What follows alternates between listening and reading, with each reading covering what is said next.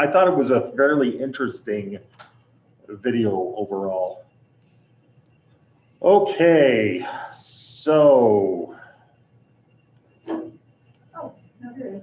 There we go. There's an F here. I don't know if it is. So is it an F or is it not? Up one under in-class activities, underneath Bluebird, and then right there, that one says F, but lower, it says 100%.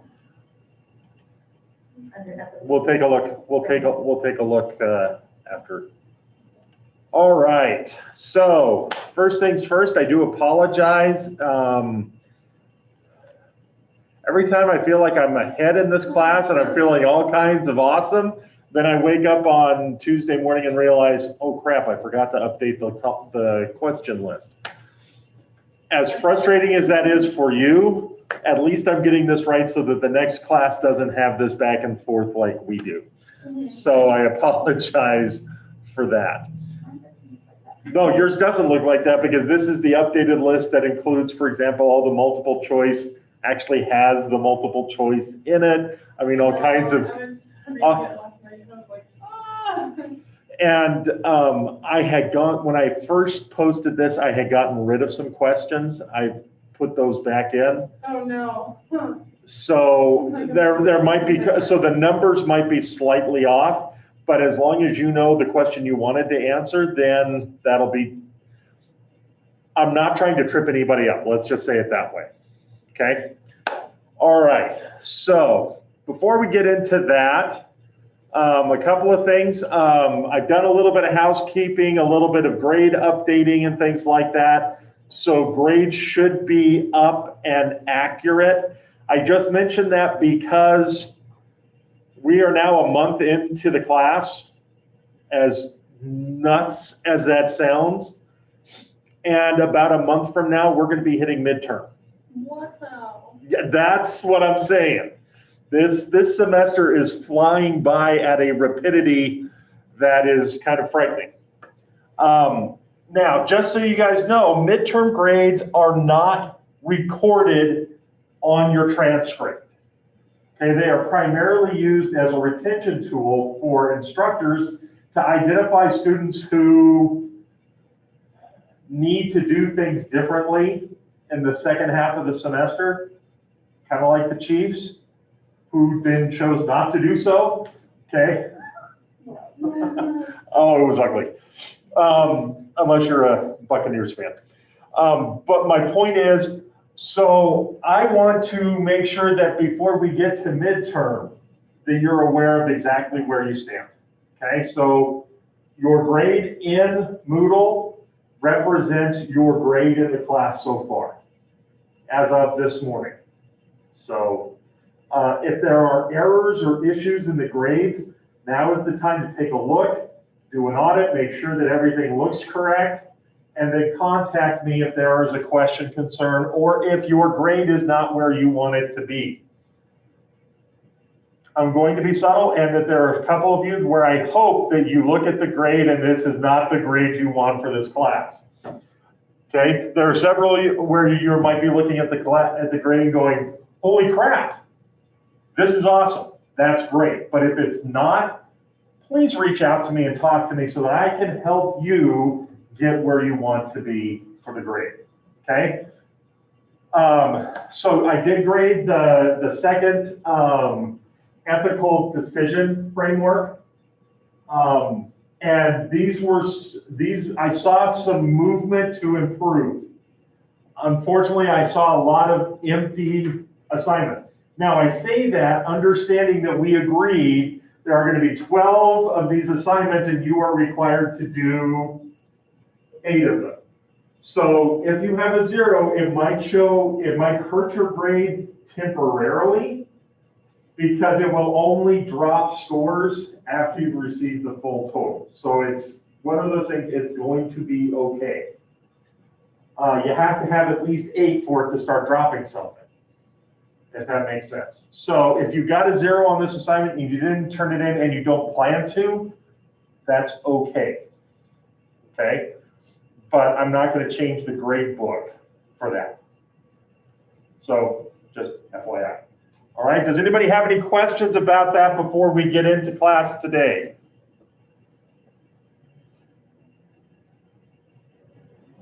Okay, that is an overwhelming silence. So I'm going to assume that you're good. So let's get started today. Today we're reading chapter 4, or part of chapter 4. And specifically, what are we looking at today? In our class last week, we talked about who? In general. Somebody online, just to make sure that we're transmitting. Talked about corporations. We talked about corporations, but in a specific context. Like stakeholders and shareholders type deal? Stakeholders and shareholders, the people that are affected by corporate decisions and how corporate decisions get made. This is why, for example, we were talking about boards of directors and CEOs. How do we make decisions? How does all of that relate back to ethics? And I know I haven't asked any questions yet, but I want to kind of make sure that we set the stage here. Why would having a conversation about boards of directors and CEOs, how does that connect? I mean, that sounds like a business class, not business ethics. It helps Anyway. show who makes the decisions and how many people are at play to make the decision at the end of the day. And how does that connect back to ethics? You are exactly right, Sam. Well, it shows that in order to make an ethical decision, there's a lot more plan into it than just, this is what I think. It's a whole company mindset. Okay, but again, how does this connect to ethics? Cattell? As a consumer or somebody that buys, it's important to me, the ethics of the company that I'm purchasing a product from. Okay. What is ethics? What's that? What you want to do. What I ought to do and how do I make the decisions? That's what it's all about. It's not a question of right and wrong. It's how do I actually take that stuff and use it to make decisions? Okay, and so this connects with what Sam was talking about by understanding how decisions get made, because decisions are the integral unit of ethics. It's how do we act? And so we have to understand that in corporations, there are multiple different ways that those decisions get made. Who makes most of the decisions in a corporation? The CEO. They might not make it, but they approve it at least, or they're involved in it, or ultimately they are responsible for it. Excellent. Okay, so then what role does a board of directors play? The CEO reports to them, but they're not making day-to-day business decisions. What are they there for? Focusing on the future of the company. To focus on the future of the company, to focus on the vision and values. So they are there to basically be an ethics board for whom?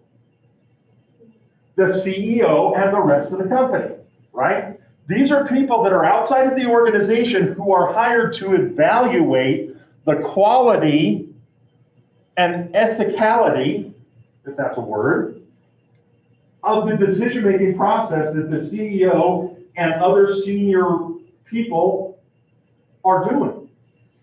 That's why we even talked about that, is we have to understand that structure to understand how do decisions get made, especially when you're talking about a company that employs 150, 200, 300,000 people, right? Because we, again, and I've said it before, businesses do not what?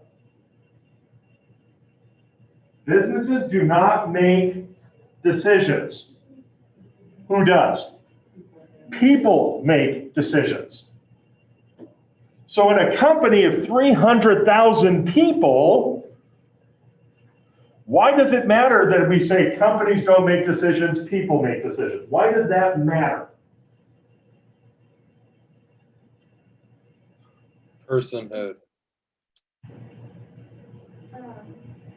It kind of separates the individual, like, the individuals from the company standards, like, I don't know, it kind of leaves the company not liable for mistakes that the individuals make. I don't know. No, that does make sense, and it's kind of that's kind of the case. The ethics or the responsibility for a decision can't just be said, well, it was the company.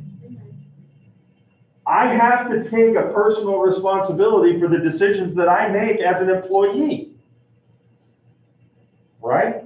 I cannot just simply say, well, the company made me do it. I can't make that argument. I can't make it legally. I cannot make it ethically. I have to assume that if I make a choice, that I am responsible for the consequences of that choice.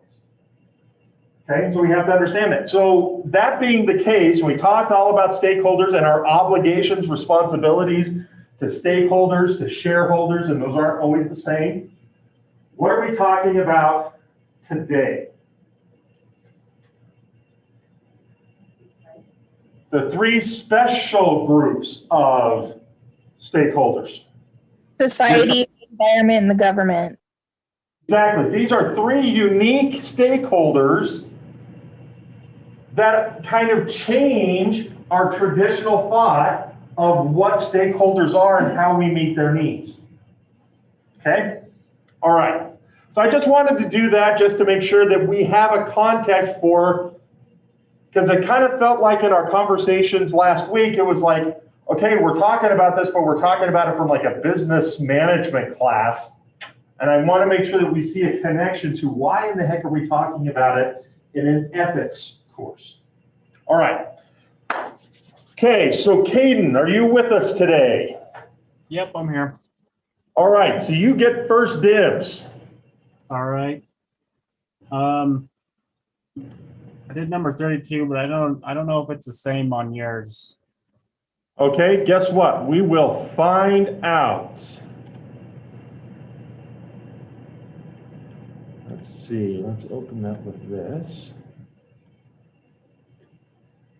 Oh, that was chapter 3.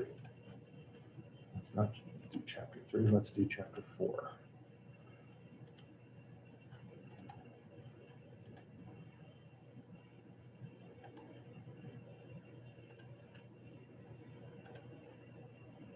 That works better. Number 32, you said?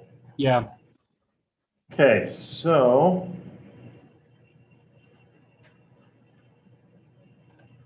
Oh, good grief.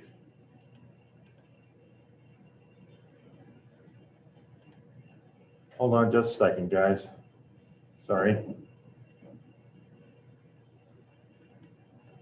Okay.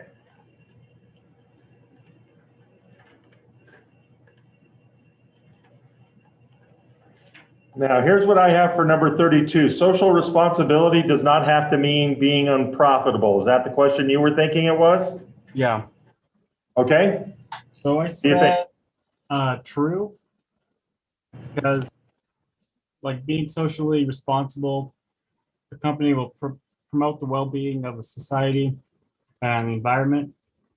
And you could even argue that being socially responsible could even increase profits because consumers are more actively looking to buy goods from socially responsible companies. Hey, excellent. It also begs one question. It begs the concept of what do we mean by profit, right? According to the textbook, what would we argue is probably, in most minds, the definition of profit?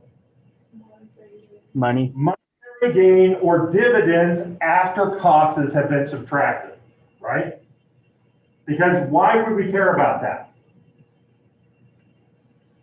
What do you think, Caden? Why would we care about profit?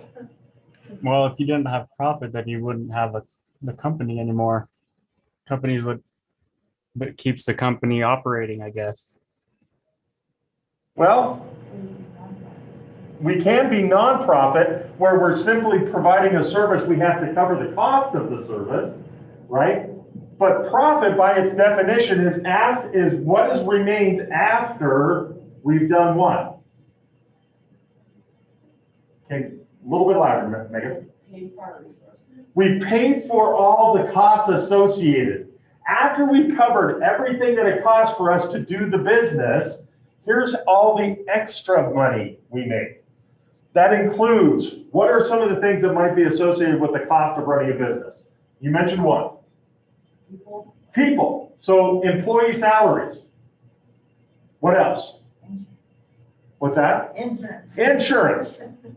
Equipment. Equipment. Electricity. Okay. Utilities. Raw products.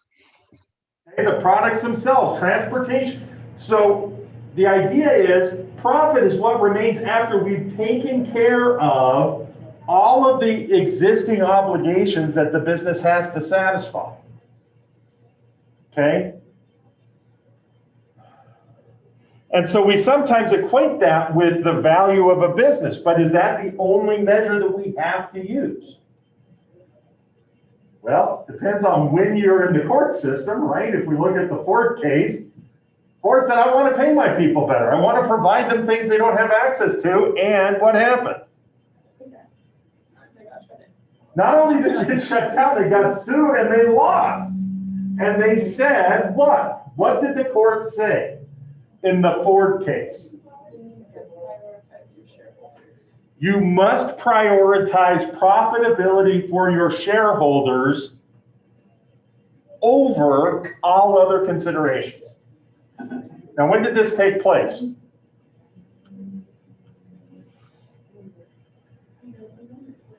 $1918. 1918, so about 1918, 1920, right? We're looking at the middle of World War I. Okay? One of the things that it would be interesting to look at what was going on, because at this time we saw the rise of the robber barons kind of started up in the 1870s, 1880s, but in the 1920s you see a significant concentration of wealth in certain people's hands. The Carnegies, the Rockefellers, etc., so on and so forth. Okay, what's about to happen in a few years, in about 9 years from this? The Great Depression. Well, the stock market crashes in the Great Depression because of an overabundance of emphasis on profit. Okay, excellent. All right, let's see, who's next? Tanner, you're up. Sweet. I would like to do number one. Number one. Let's see if your number one and my number one match. The corporate law enables businesses. That's the one. All right. Perfect. Corporate law enables businesses to take advantage of a legal structure that C, separates liability from ownership and control. Okay. That sounds great. Now explain that to somebody who has no clue what that's talking about. What does it mean to separate liability from ownership and control? So if an employee crashed a company car into something, the whole company would not be, no, I'm trying to think here. I guess the whole company wouldn't be liable for a mistake of an employee. Okay, kind of. It means that individuals in the company would not be held liable for an employee's action. The company would, but not the individuals. Okay, or if the company were to go bankrupt, what could I go after?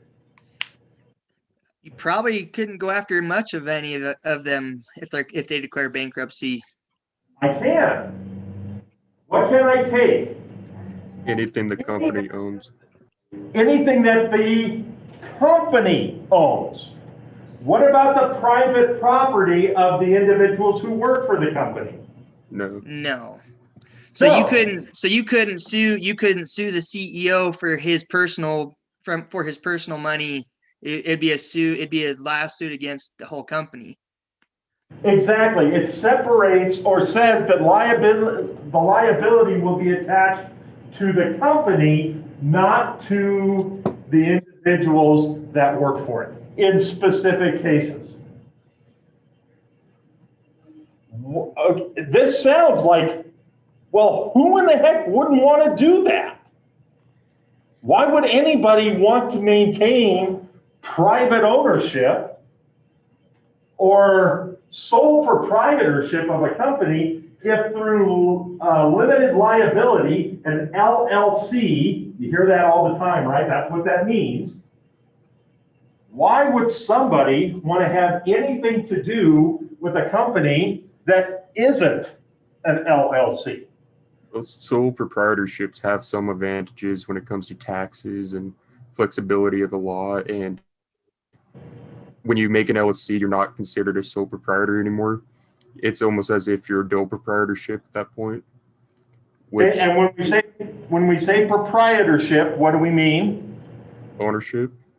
Ownership. It's a question of ownership and control. That's what that entire phrase means. It separates liability from ownership and control. If I own everything, I get to keep everything, but it means that I'm responsible if anything goes wrong. An LLC says the company's held responsible, but not me. So why would somebody invest in something that isn't an LLC? Well, sole proprietors could take out bigger loans, more loans than a LLC could. Exactly. Okay, because I already know the only thing I can get if an LLC goes under is what the company owns. The odds are what they owe versus what they have is going to be significantly different than somebody who has sole proprietorship. They have a greater level of ownership and more assets that are theirs. Make sense? Okay, excellent. Okay, Josh, we're going to skip you and go to Winter. Number 12. Number 12.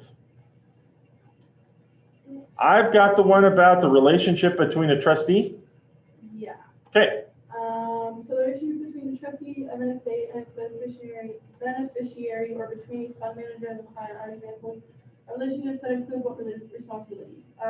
It's the first one. I don't know how to pronounce it though. Fiduciary. Okay, that. Which is just like a manager's like legal responsibility, or like it's the legal responsibility of those who manage another's like money, Mm-hmm. and then also like they by I'm trying to think of how to word it in regards to like their duty to loyalty and like caring for those assets. Exactly. This idea of fidelis, it comes from the Latin. It means honest, true, or faithful. So if I have a faith, or not faith in a religious sense, but this sense of responsibility that I have to be honest and true with the money I have been entrusted with. My job is to do what? To do whatever is best in the interest of trying to take care of the money that I have been given. Okay, so the idea is the trustee of an estate and its beneficiary, or a fund manager and client, is the fund manager's job is to do the best possible thing with the money they were given by the client. This means I do not go out and bet that it's going to, I don't go and bet it on GameStop necessarily, right? But at the same time, I don't just put it in, I don't just keep it in a safe and then hand them back the exact same amount of money that they gave me. My job is to try to make the best, wisest, most calculated investments or use of the money to benefit the client. A lot of that's going to require what? If I'm supposed to do that, what will I need to do? What would be a fiduciary responsibility?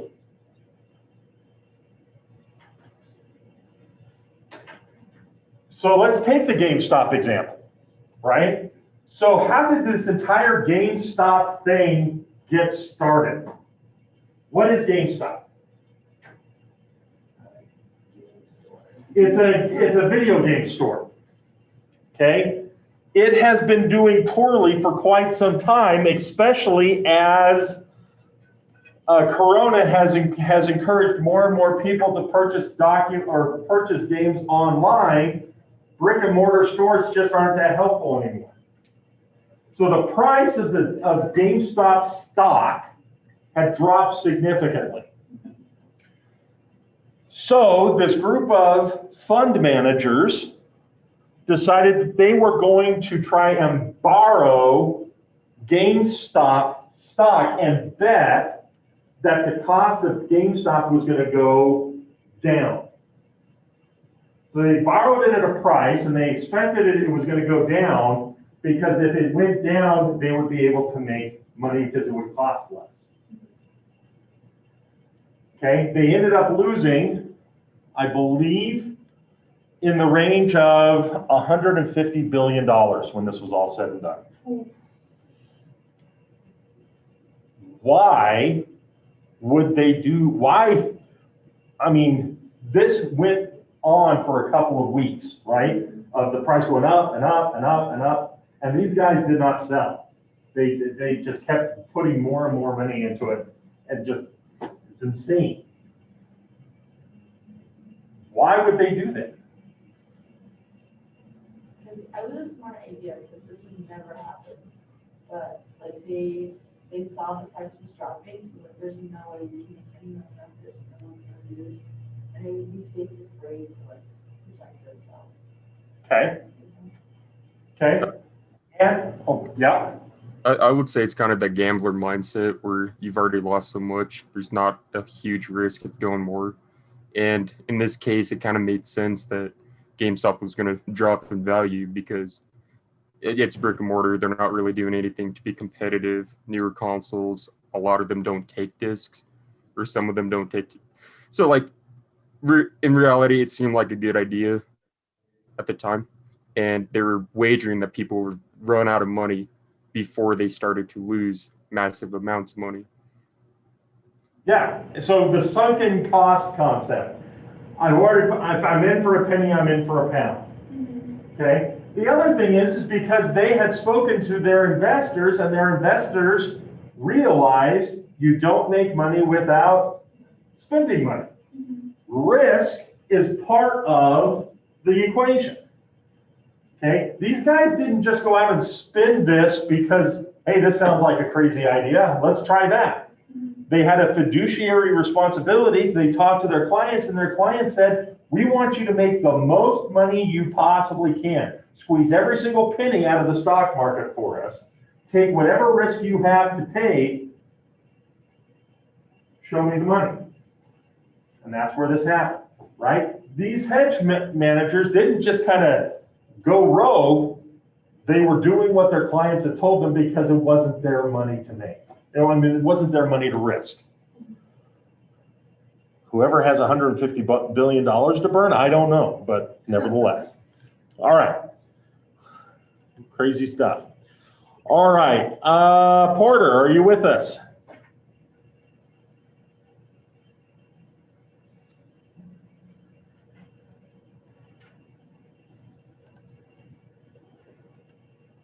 Okay.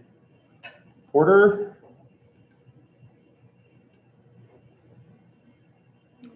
Nope. All right, Jackson, I think you're next. I'd like to do number 11. That works, okay? A moral minimum means C. The actions a firm undertakes to satisfy the base threshold for acting ethically. Because that in the textbook talked about that, saying that when the basic amount that a company strives to do for ethical action was considered the moral minimum. Okay, so is there a difference between an ethical minimum and a moral minimum? Yes. The the moral minimum is like, oh, in this case, it's like, oh, the company is trying to act ethically to some degree. They're trying to care. The ethical minimum would be, are they doing enough to justify what the other actions they do? Okay, so you're saying that a moral minimum is lower than an ethical minimum. Sorry, I got that the other way around. Okay, I kind of think that they're equal. This idea is the legal requirement is this is what the law says we have to do. In order for us to say that we qualify to be defined as ethical, we have to meet a minimum standard. And I think that ethical and moral minimum are equivalent. That base is that idea of the base threshold for acting ethically. Okay, excellent. Okay, Andrew, you're up. Can I do number 5? Number 5, you can. This is the one I've got. Is that the one is this the one you were looking at? Yep, that is. Perfect. So how is the concept of corporate personhood defined? And that is B, the doctrine that a corporation has some of the same legal rights and responsibilities enjoyed by natural persons. And the main reason behind this is they claim that they're organizations of people who should not be deprived of their rights simply because they do act as a collective. Okay, this flies directly in the face of what I have been saying since the beginning. What's the difference between what this says and what we've been talking about, that a corporation is made up of people? What's the difference here? Where does number B come from?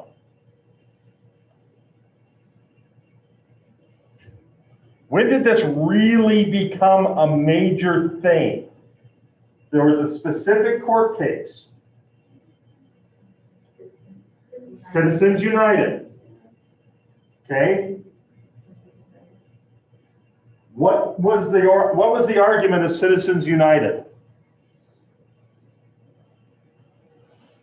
What was it all about? Does anybody remember?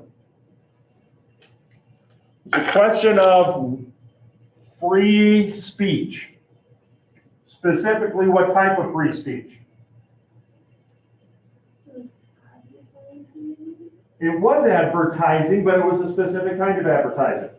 Well, it wasn't advertising so much as donations related to political speech. Okay? Can a corporation, now, if I like what a politician says, can I donate to help pay for the things they do as a politician? Yes, I can. Are there limitations on how much money I can donate to a politician? Yes, there are. Why?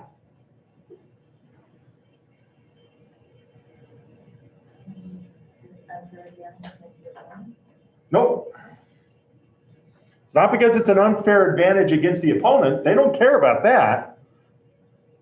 If I give a person a whole lot of money, what am I likely going to have over them? Favors. Favors or influence, right? So, election law limits the amount of money a single individual can donate to a specific campaign. So, with Citizens United, the question was, we're not talking about individuals anymore. What does Citizens United want us to be able to do?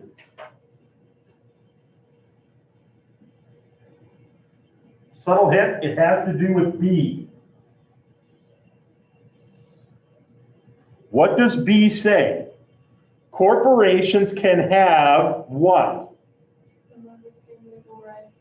Some of the same legal rights and responsibilities as individuals. Specifically, what does this now allow? Corporations can now donate to politicians. What's the difference? The amount of money that can be donated dramatically increased.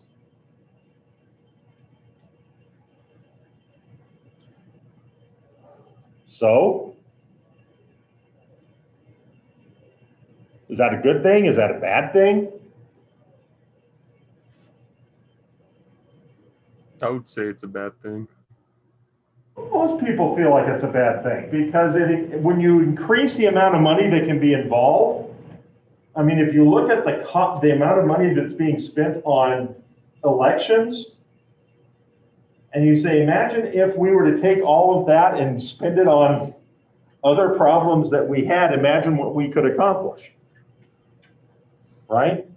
It increases and also when it increases the amount of money that's involved, it also decreases the impact of individual action. How so? How would increases in donations and the amount of donations decrease personal impact?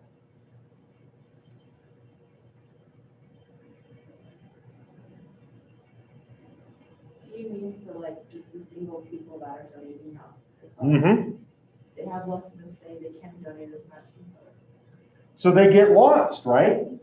And it also changes how much responsibility or obligation an individual would feel to their constituents if they know, heck, if I can just go to these large corporations and get checks from them, I can meet their needs a lot easier than I can have to listen to all of these people that every single person has their own opinion on everything, and I have to wade through all of that. I can just go to these companies and bam, I'm reelected. Now, Andrew said something very important in this. Why is this problematic? Let's look at, for example, the Hobby Lobby case.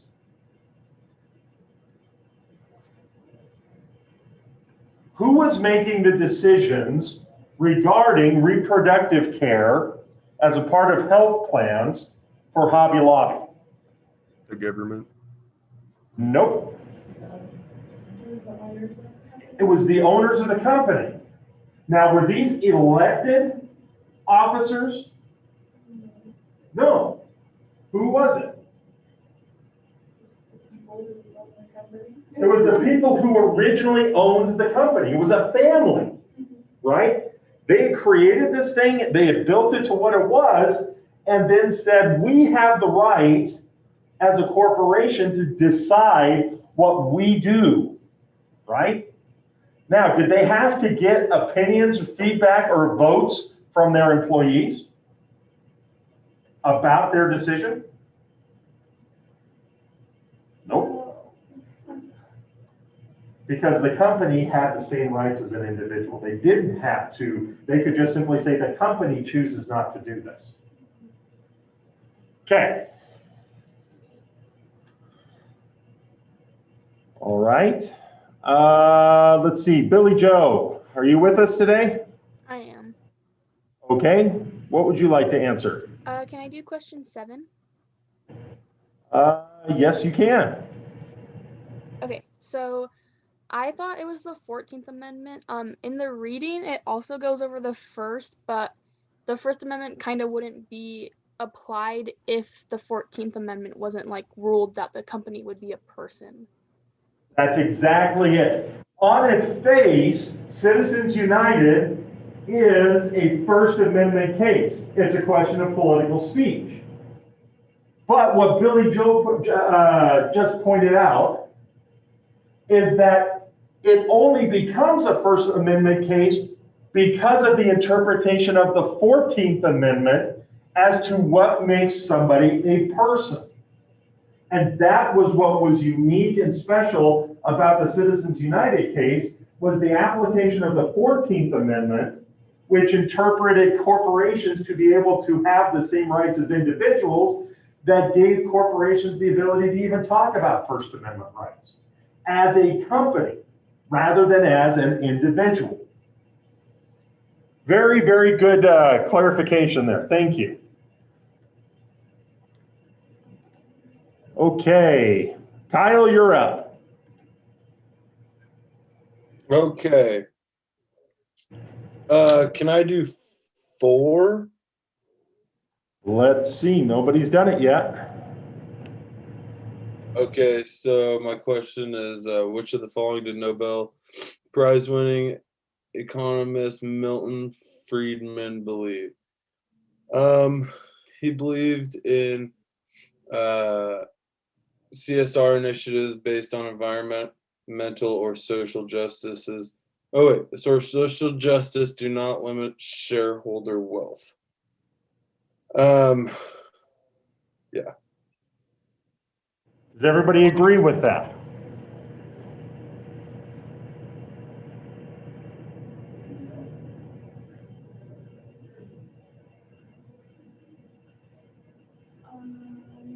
Oh no, I take that back. Sorry, D. Excuse me. Okay. Yeah. Shareholders should be able to decide what social initiatives they want to donate to or take part in. Excuse me.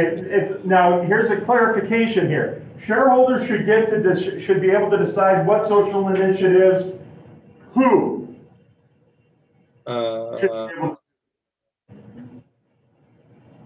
Well, themselves. No. The company that they own. So what we're saying here is shareholders already get to choose in their own personal lives what social initiatives they donate or take part in. Oh, okay? Okay. Yeah, there's a phrase missing in this sentence, I think, to make it a better question. Shareholders should be able to decide what social initiatives the company should donate or take part in. Why? Why should they? Why is the answer D? You are correct. But why? What's that? Because shareholders are what?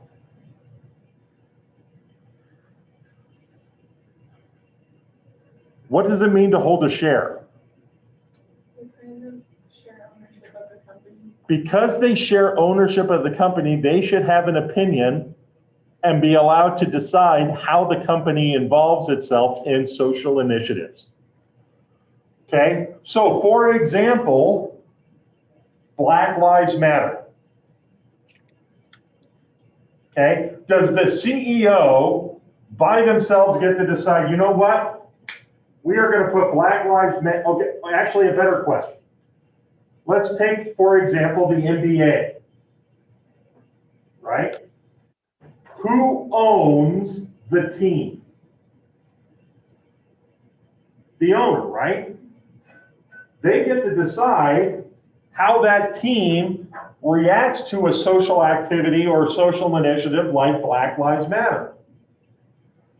If that team was publicly owned, meaning there were shareholders, does the CEO get to decide by themselves what social initiatives they use? They can present it, but shareholders have the right to vote on how they feel about that. Okay, excellent. Okay, let's see. Haley, I think you're up. So I'm going to do question 44. Wow, you're going to make me jump all the way to the end. Okay. I've got, what is a carbon tax? Yep. Okay. Oh, somebody's. You and Cattell need to plan this a little bit better. I'm joking. Okay, go for it. So the carbon tax is a pay-to-pollute system with the goal of environmental protection. It addresses CO2 emissions that incentivizes companies to become more energy efficient and for people to use clean energy, which in turn protects the environment. And yes, energy companies are for the carbon tax and they support it. Why is that? Why do they support it? Yep. Wouldn't it make it more difficult, especially if you look at how a lot of energy is produced in the United States with coal and natural gas, which are carbon emissions?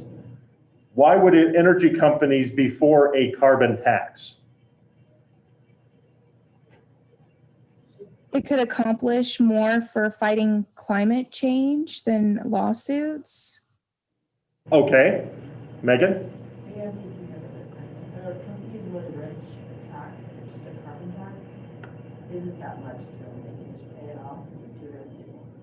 Okay, instead of having, yeah, one of the things that a carbon tax allows is, okay, it's a set fine for based on production, right?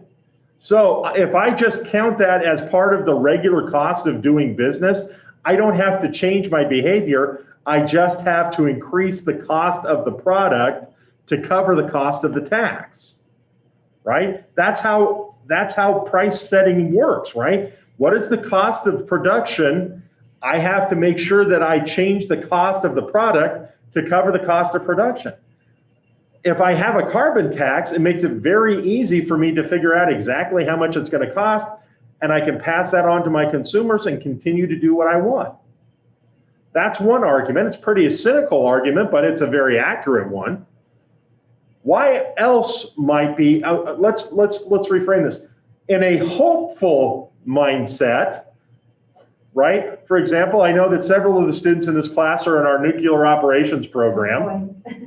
What is one of the other benefits? Why would energy companies be in favor of a carbon tax? Okay, because some of that money is some of the monies collected in those carbon taxes, so to speak, can be spent investigating and researching how to get rid of the carbon tax in the first place by looking at things like small modular nuclear reactors, increasing the efficiency of wind and solar and other renewable types of sources. Okay, excellent. Thank you, Haley. I appreciate that. All right. Megan, you're up. 24. Number 24. That's too far. Okay. Go for it. A trade-off for a benefit such as a business advantage is called a quid pro quo. Quid pro quo. A quid pro quo, which is Latin for this for that. So the idea is I'm giving you something in order for you to give me something. Okay, what is the context of talking about a quid pro quo? How did this came up in the reading? How did it come up in the reading? Is a quid pro quo normally a good thing?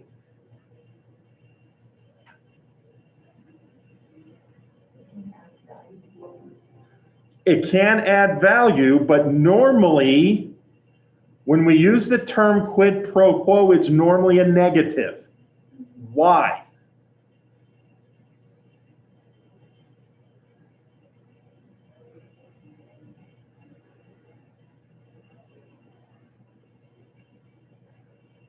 Why would a quid pro quo? Oh, yes. Would I didn't it catch you be, saying that. would it be because you're really just exchanging a favor for a favor? You're not getting much done. You're just swapping pretty much paper. Okay, so I'm swapping a favor with somebody else. The thing is that a trade-off for a benefit, such as a business advantages, tends to not fairly compensate everybody involved. I'm going to do a favor for you personally, and because I've done this favor for you personally, you're going to do a favor for me, and I ignore utilitarian. This tends to be, quid pro quo tends to be a very selfish type of exchange. The benefit is limited. Okay, I am going to not, as a food inspector, I'm not going to worry about the fact that your meat is not cold enough and you are going to hand me an envelope as I walk out the door. I open that envelope and lo and behold, there's $2,000 in it. Oh, why did I get that $2,000? I got hush money for not enforcing government policy, which is meat is supposed to be kept at a certain temperature. Why would that matter to society in general?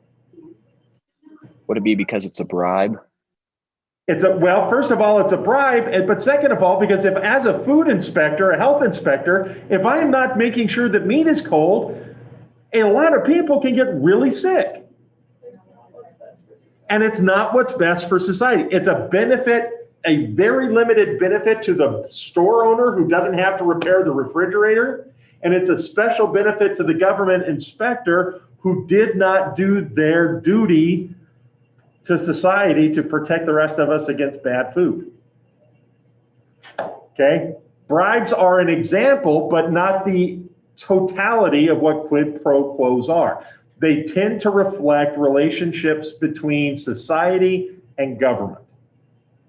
When people in government are supposed to be concerned for society, but take benefit for themselves instead. Okay, excellent. Next we have Sam. Okay, so I chose to discuss 48, which is discuss the significance of the Burwell versus Hobby Lobby case with regard to the issue of the whether business owners who object to compliance with the federal program can opt out of it. What I said about that is the company has, or this case shows companies have the right of a person, and so this extends to amendment rights like the First Amendment where you have protection of your religious beliefs. And this also shows that the company owners have those rights reflected within that person of the company. If that makes sense. That's exactly it. The idea that the business owners almost serve as like parents to the child, which is the corporation. The corporation doesn't make the decisions. The business owners do, just like a parent does for a minor or a legal guardian does for a minor. Got to be honest, I feel like there's a slippery slope there. At least from not from a legal, but from an ethical standpoint. Yeah, I was kind of thinking something similar because when you think about religion and owning a business, they kind of conflict in a lot of ways because it's hard to do what's right to the society while having your religious beliefs. And so there's this balancing game of I'm taking the rights from my employees that I shouldn't to uphold my religious beliefs. But on the other hand, if the government steps in more, you lose your business because if you're really religious, you'd rather get rid of the business than run a business without those religious backgrounds or the backings of that religion. Yeah, I mean, and this is where we see questions of, for example, the cake baker case in Colorado, where a gay couple went to a baker, said, we would like you to make a wedding cake. The baker says, I do not support same-sex marriage, therefore I will not make the cake. And the couple sued saying that's discriminatory, and it ended up going to the Supreme Court.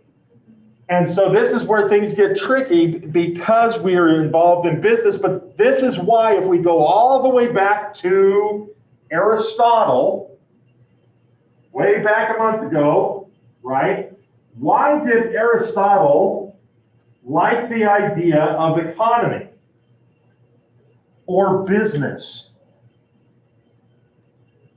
What was business at its most fundamental? Was that where you get to trade goods and services without like having to trade a chicken? You could trade for money. And so it kind of removes the human aspect out of it. You are exactly right. It was the giving and exchanging of goods, but it was done so that we had to do what? Do we have business with ourselves? Megan, what is it? We have to interact with other people. Business is the most fundamental force that causes people to be social with each other more than anything else.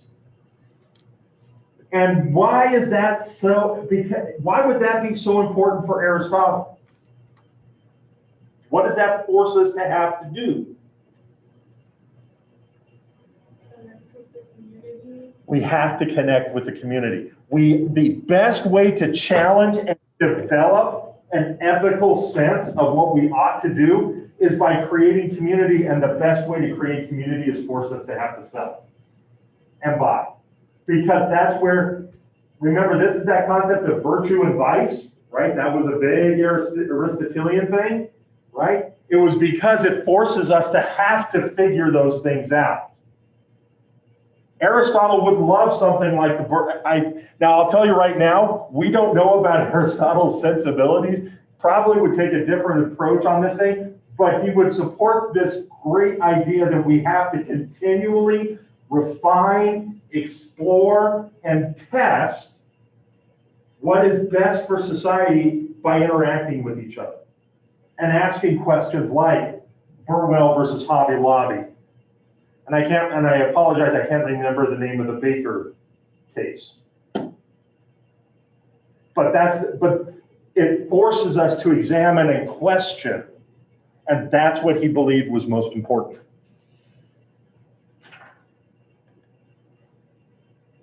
Okay, Logan, are you on? Yep, I'm here. All right, what question would you like to answer? Has 37 been done?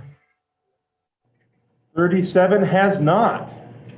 All right, so the business judgment rule is basically a doctrine that protects business directors from loss in a company, even if they had full authority or say in the transactioning or determining decision, as long as it is proven as some type of ethical choice or in good faith for the company.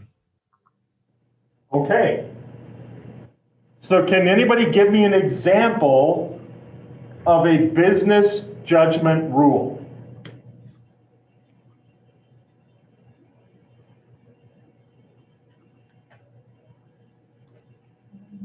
Would like selling a car at a loss to someone that couldn't afford a car be an example? I think that'd be more small business than big, but Not necessarily.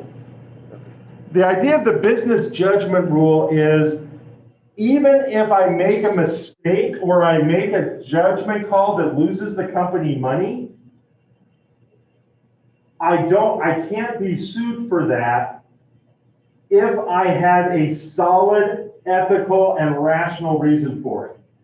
So, for example, the Edsel is a classic example of the business judgment rule. Why did they build the Edsel? What was Ford trying to do with the Edsel? Okay, Ford was known for making what kind of cars? Getting into the luxury market. Yeah, they were used to low-end, cheap cars that everybody could afford. The Edsel was their attempt to try to become a Cadillac. What was the problem? Nobody bought it because Ford was not known as Cadillac, right? Nobody expected a high-end car from Ford, so nobody bought it because they didn't think it was going to be any good. Okay, so that lost them millions of dollars. Now, as a stakeholder, if you lost me millions of dollars, could I sue you for breach of... Why did you make such a stupid mistake? I'm taking you to court. Can I do that? According to the business judgment rule, if I made a decision because I have an ethical and logical reason for why I did it, did Ford have a logical and reasonable reason for trying to build the Edsel? Absolutely. Yes. Okay, so even though it lost money, stakeholders could not take Ford to court and say, you lost us our dividend, we're suing you because you did a bad thing, because they had a reasonable expectation that it should do well. It didn't. It's the same idea as people who made new Coke. And sadly, most of you have no idea what I'm talking about.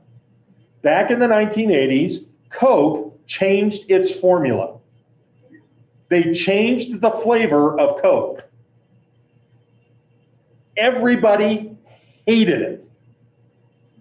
I mean, it was like the best thing is it was RC Cola. And yes, you can still get it. And I'm sorry, but RC Cola is disgusting. And that's what they made New Coke. They thought that Coke, everybody thought Coke is bitter, Pepsi is sweet, right? RC Cola is kind of in the middle. It's not sweet and it's not bitter. Nobody likes it. Okay, so they spent all of this money pushing this product, New Coke, and nobody bought it. So what did they do? They got rid of it, went back to old Coke, and nobody got fired, nobody got sued because of business judgment. Make sense? I cannot be held liable for a reasonable business decision that does not work. Now, do I have to pay the cost for a bad business decision? Yeah. Yes. But I cannot be sued for it unless they can show that my intent was not ethical and reasonable. Okay? All right. Anthony, are you with us? Yes, and it is my turn. Yes, it is. I chose pretty much kind of the same question I chose last week. It's about cars again. Number 2. Number 2. Okay. Okay, hold on. Let me get to it also. All right. In the case of Dodge v. Ford Motor Company, the Michigan Supreme Court ruled in favor of shareholder primacy. What? Yes. What was the decision? It's A, that Henry Ford must operate Ford Motor Company primarily to maximize profits for its shareholders. One, which I think is super dumb, but they said that because like the people started suing him, and they said that it was quite funny because it was the Dodge brothers that ended up making their own kind of car, but it was because that they wanted to be getting their large dividends rather than because what Ford was thinking was that if they lower their prices and improve on their like items and stuff, that it would make everyone happy. But they said, but this is coming at the cost of your large dividends. Sure, we'll still give you dividends, but they're not going to be nearly as big. And then everyone freaked the crap out because they were all super stingy. Yes, and what was crazy is that a lot of the money that Ford wanted to take and use was going to go to who? Back to the very workers, right? His attitude is anybody who builds a car for me should be able to afford to buy the product they make. Right? We see that today. We look at the Apple iPhone that is built by workers who could never, it would take them 3 months of working to be able to afford the very product that they make. Now, since then, this law or this finding has kind of been overturned to a degree. Well, why would that be so significant from an ethical perspective? For which one? For Ford or for the shareholders? Both. What does it suggest? For the shareholders, I can see that it's ethical for them to want the money, but I can also see both ways because it could be a family that depends on that check to come in whenever it does, and they rely on it.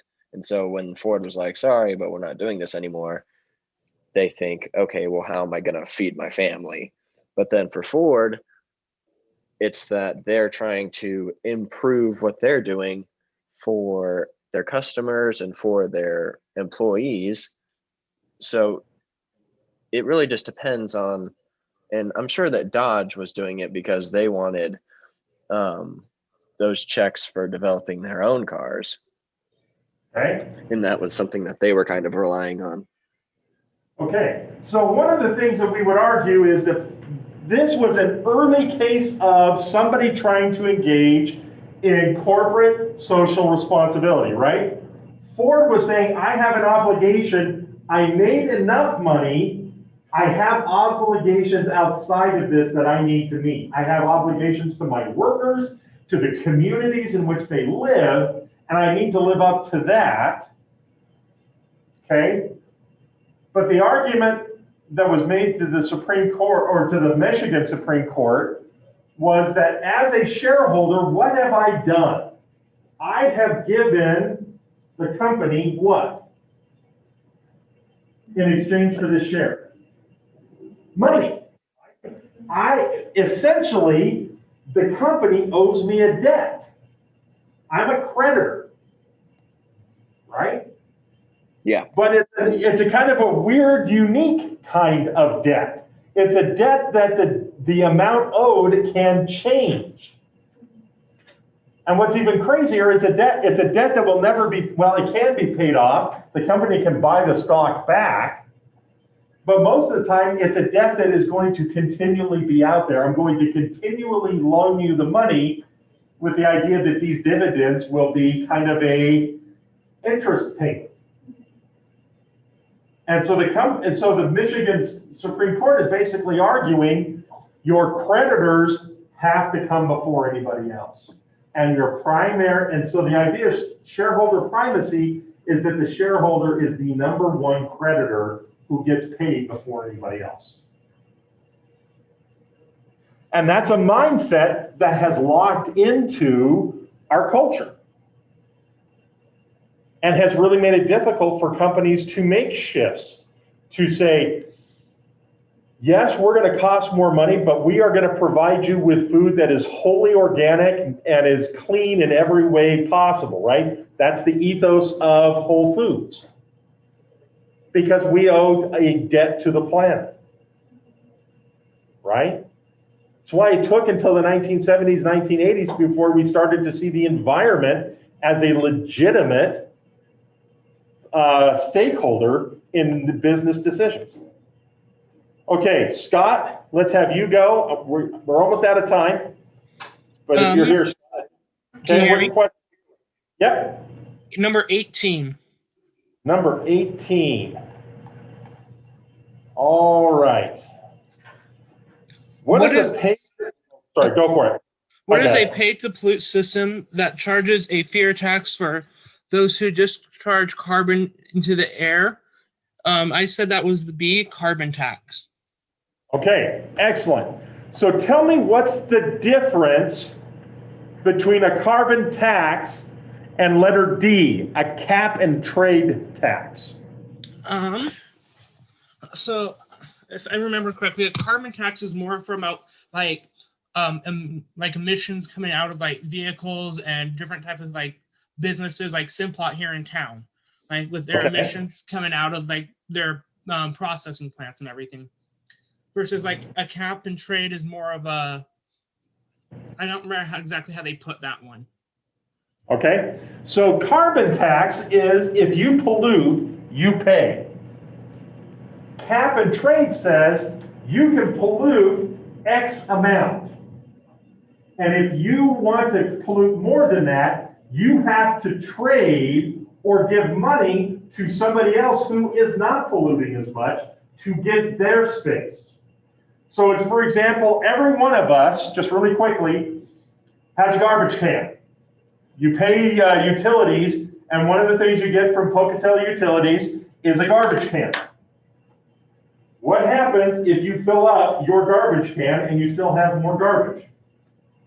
You can either hold on to it, which gets really gross really fast, especially in the summer, or you might go to your neighbor and ask, can I put some garbage in your garbage can? You might owe them a favor for doing so. That's the idea of cap and trade. I have this much garbage that I can use, but if I go beyond that, I have to pay somebody else to use part of their allotment. And they can get pretty pricey. Okay. All right, so last thing that we have to do today is, let's see.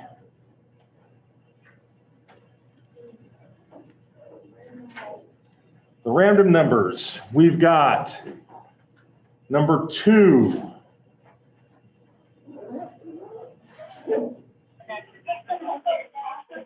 Number 9. And number 14. I will look that up because I don't remember who those are. 2, 9, and 14 for today was.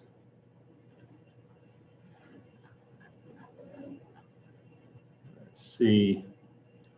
James, Kason, Sam. Jason already got it, so I will roll another number and I'll tell you who that was. All right? Okay, everybody, we'll see you on Thursday. I didn't get no points today. I know. Sorry, folks. Goodbye, Mr. Lambert. Thank you. Take care, guys. I'm not sure what that means because. Okay, that was for the video. So why would I do that? Well, let me turn this off.